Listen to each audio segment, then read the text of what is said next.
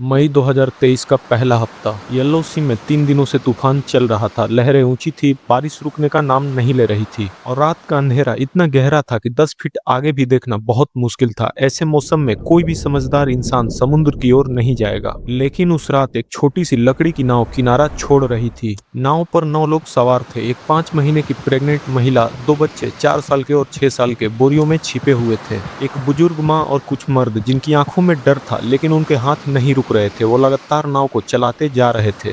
दरअसल ये कहानी दुनिया के सबसे खतरनाक देश नॉर्थ कोरिया से भागने की कहानी है। और ये कोई एक दिन की प्लानिंग नहीं थी, ये पूरे 10 साल की प्लानिंग थी। इस कहानी को समझने के लिए थोड़ा पीछे जाना होगा।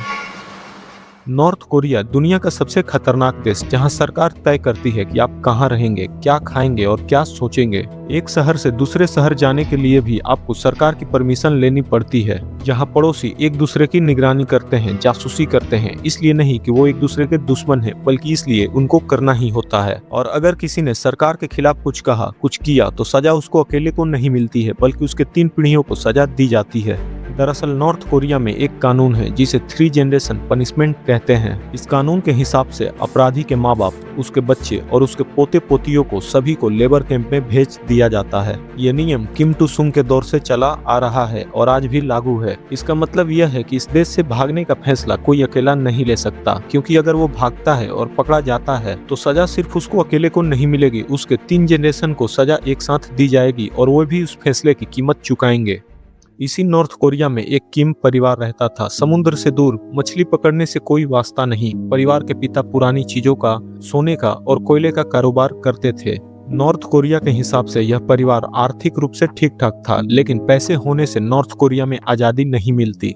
एक दिन पिता ने अपने बेटों से कहा, इस देश से हमें कोई उम्मीद नहीं है, बाहर एक और दुनिया है, हमें साउथ कोरिया जाना चाहिए। बेटों का पहला सवाल था, जाएंगे कैसे? हमें यहाँ पे समझना होगा कि नॉर्थ कोरिया से कैसे निकला जा सकता है। वहाँ से बाहर निकलने के 3 रास्ते हैं और तीनों रास्तों में जान जाना लगभग तय है। पहला रास्ता साउथ कोरिया की तरफ जाने वाला लैंड बॉर्डर, जिसे डिमिलिटराइज्ड जोन या फिर DMZ कहते हैं। नाम भले ही शांत हो, लेकिन ये दुनिया की सबसे खतरनाक बॉर्डर में से एक है। 1996 के बाद से अभी तक इस बॉर्डर से सिर्फ 20 लोग ही भाग पाए हैं। दूसरा रास्ता नॉर्थ कोरिया और चाइना का बॉर्डर। ह्यूमन नदी पार करके चाइना में घुसो, फिर मंगोलिया या फिर साउथ ईस्ट एशिया होते हुए साउथ कोरिया में जा पहुंचो। नॉर्थ कोरिया से भागने के लिए ये सबसे ज्यादा इस्तेमाल किए जाने वाला रास्ता है, लेकिन चाइना नॉर्थ कोरिया का करीबी है और पकड़े गए लोगों को वो वापस भेज देता है। वापसी का मतलब आपको तड़पा तड़पा कर मारा जाएगा और आपके 3 जनरेशन को भी सजा मिलेगी। 2020 में कोविड के बाद किम जोंग उन ने इस बॉर्डर को पूरी तरीके से बंद कर दिया और अगस्त 2020 में आदेश जारी किया गया कि अगर बॉर्डर के आसपास कोई जानवर या फिर इंसान भी दिखता है तो सीधा गोली मार दो। साउथ कोरिया के मिनिस्ट्री के हिसाब से 2009 से 2020 तक लगभग 3000 लोग इस बॉर्डर से भागकर साउथ कोरिया पहुंचे थे, लेकिन 2021 से अभी तक इस बॉर्डर के बंद हो जाने के बाद सिर्फ 63 लोग ही भाग पाए हैं। तीसरा रास्ता और सबसे खतरनाक, समुद्र का रास्ता। इस रास्ते से भागने के लिए आपको नाव चलानी आनी चाहिए, मौसम की समझ होनी चाहिए और सबसे जरूरी आपके पास एक नाव होनी चाहिए, जो कि नॉर्थ कोरिया में बहुत मुश्किल है। और किम फैमिली ने भागने के लिए सबसे मुश्किल रास्ता चुना था, समुद्र का रास्ता। पिता ने तय किया कि हमें भागने के लिए पहले प्लान बनाना होगा और प्लान के हिसाब से उन्होंने अपने छोटे बेटे को कोस्टल एरिया में भेजा। छोटे बेटे को एक ही काम दिया गया कि वहां पर जाकर घुल मिल जाओ। CNN की रिपोर्ट्स के मुताबिक उस छोटे बेटे ने वहां पे 4 से 5 साल बिताए। पहले उसने मछली पकड़ने वाली नाव पर एक क्रू मेंबर बना, क्योंकि इससे पैसे भी ज्यादा मिलते थे और कोस्टल एरिया में उसकी पहचान भी मजबूत होती थी और धीरे धीरे उसने पहचान अपनी मजबूत कर भी ली। फिर उसने अपनी एक छोटी सी लकड़ी की नाव बनाई। इस दौरान उसने सरकार और सिस्टम के लोगों से दोस्ती की और उनको समय समय पर रिश्वत देता था। सालों की मेहनत के बाद वो उस इलाके का एक मामूली भरोसेमंद मछुआरा बन चुका था। उससे कोई भी सवाल नहीं करता था और उसका भाई भी उसके पास आ चुका था। इसके बाद अब प्लान की असली तैयारी शुरू हुई। दोनों भाइयों ने मछली पकड़ने के बहाने नॉर्दर्न लिमिट लाइन के एक खास इलाके में खास टाइम पर चक्कर लगाना शुरू किया। यहाँ पर नॉर्दर्न लिमिट लाइन को भी समझना जरूरी है। 1953 में कोरिया वार के बाद इन दोनों देशों के बीच एक जमीन पर बॉर्डर तय हो गई थी, लेकिन येलो सी में कोई भी अस्थायी बॉर्डर नहीं है। 1953 में ही यूनाइटेड नेशन कमांड के अमेरिकी जनरल मार्क क्लर्क ने एक लाइन खींची थी ताकि साउथ कोरिया के जहाज उससे आगे ना जाएं। लेकिन नॉर्थ कोरिया ने इस लाइन को कभी माना ही नहीं। उसके अनुसार यह एक तरफा और गैर कानूनी लाइन है। यह इलाका इतना सेंसिटिव है, इसका अंदाजा इस बात से लगाया जा सकता है कि 2010 में नॉर्थ कोरिया ने साउथ कोरिया के वॉरशिप को डुबो दिया, जिसमें 46 लोगों की जान गई और उन दोनों भाइयों को नॉर्थ कोरिया से भागने के लिए इसी लाइन को क्रॉस करना था। उन्होंने महीनों तक पेट्रोलिंग बोट का पैटर्न स्टडी किया, कब पेट्रोलिंग बोट आती है, कब लौटती है और किस मौसम में वो कम आती है। फिर उनको एक पैटर्न मिला कि दिन में सबसे ज्यादा पेट्रोलिंग होती है और रात में थोड़ी सी पेट्रोलिंग कम होती है, और तूफान वाले दिनों में जब अलर्ट जारी किया जाता है तो उस समय पेट्रोलिंग सबसे ज्यादा कमजोर होती है। वे लोग कई बार जानबूझकर पेट्रोलिंग स्टाफ के सामने आ जाते थे,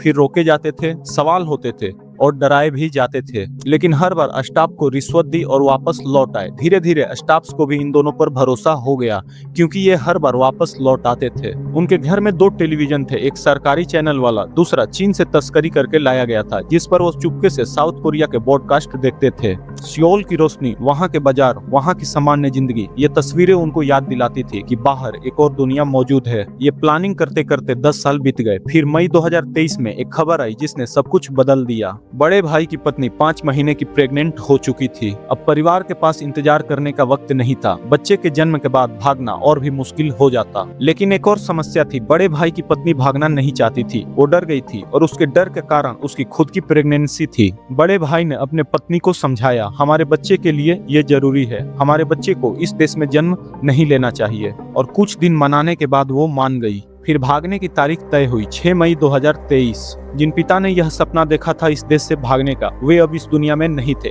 बेटों ने फैसला किया कि उनकी अस्थियां साथ ले जाएंगे। 6 मई की रात येलो सी में 3 दिनों से तूफान चल रहा था। रडार की विजिबिलिटी कम थी, लहरें ऊंची थी और पेट्रोलिंग बोट के लिए ये सबसे मुश्किल रात थी। लेकिन किम परिवार के लिए भागने के लिए सबसे सही रात थी। उन दोनों ने रात के पेट्रोलिंग स्टाफ को रिश्वत दी और कहा कि मौसम खराब है लेकिन मछली पकड़ने जाना है, मजबूरी है, और स्टाफ मान गए। लेकिन सबसे बड़ी चुनौती अभी सामने थी। नॉर्थ कोरिया में महिलाओं का मछली पकड़ने वाली नाव पर जाना बैन है, और अगर कोई महिला पोर्ट की तरफ आगे बढ़ती है तो उसे मान लिया जाता है कि वो भागने की कोशिश कर रही है। लेकिन जैसे तैसे उन्होंने अपने घर की महिलाओं को अपने नाव तक पहुंचाया। 2 बच्चे भी थे जिनको बोरियों में छिपाया गया ताकि वे आवाज ना करे। फिर उन्होंने नाव को चलाना स्टार्ट किया और नाव धीरे धीरे किनारे से दूर होने लगी, और उन लोगों की दिल की धड़कन इंजन की आवाज से भी तेज सुनाई दे रही थी। करीब 2 घंटे, खुला समुद्र, अंधेरा, तूफान और हर तरफ पकड़े जाने का खौफ। अगर पेट्रोलिंग बोट उन्हें देख लेती तो 2 ही रास्ते थे, उम्र भर जेल या फिर मौत। लेकिन उनकी मेहनत रंग लाई और वे उस रात पकड़े नहीं गए। नॉर्दर्न लिमिट लाइन पार हो गई और उनको सामने एक आइलैंड दिखा साउथ कोरिया का, और उन्होंने नाव की सर्च लाइट जला दी।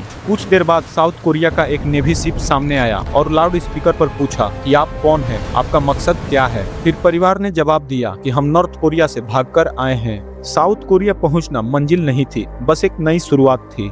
नॉर्थ कोरिया से भागकर आने वाले हर एक व्यक्ति को नेशनल इंटेलिजेंस सर्विस के एक इंटीग्रेशन सेंटर ले जाया जाता है। वहां करीब 90 दिनों तक पूछताछ होती है। यह वेरीफाई किया जाता है कि जो व्यक्ति भागकर आया है वो सच में रिफ्यूजी है या फिर नॉर्थ कोरिया का कोई एजेंट है। इसके बाद जब ये प्रोसेस पूरा हो गया तो किम परिवार को हेनाओन नाम के एक गवर्नमेंट सेंटर में भेजा गया। यहाँ 12 हफ्ते की ट्रेनिंग होती है, बैंक अकाउंट्स कैसे खोलें, नौकरी कैसे ढूंढें और आपको डेमोक्रेटिक सोसाइटी में कैसे जीना है। दोनों बेटों में से एक ने साउथ कोरिया में सेफ की ट्रेनिंग ली, एक ने फोर्कलिफ्ट चलाना सीखा, और अपनी कहानी लोगों तक पहुंचाने के लिए वे लोग पब्लिक टॉक देने लगे। मार्च 2024 में उनकी बेटी का जन्म हुआ, वही बच्ची जिसके लिए बड़े बेटे ने अपनी पत्नी को समझाया था कि हमारे बच्ची को नॉर्थ कोरिया में जन्म नहीं लेना चाहिए। किम परिवार की ये कहानी बहुत ही डरावनी है, लेकिन ये अकेली कहानी नहीं है। नॉर्थ कोरिया में आज भी लाखों लोग हैं जिनके पास 10 साल प्लानिंग करने का कोई रिसोर्स नहीं है, न समुद्र तक पहुंचने का कोई रास्ता है। जो लोग भागने की कोशिश करते हैं और पकड़े जाते हैं, उनके परिवार को क्या सजा मिलती है यह दुनिया को पूरी तरीके से नहीं पता, क्योंकि नॉर्थ कोरिया से खबर जल्दी बाहर ही नहीं आती है। यह कहानी एक सर्वाइवल की कहानी है, लेकिन उन सवालों को भी सामने रखती है जो आसान नहीं है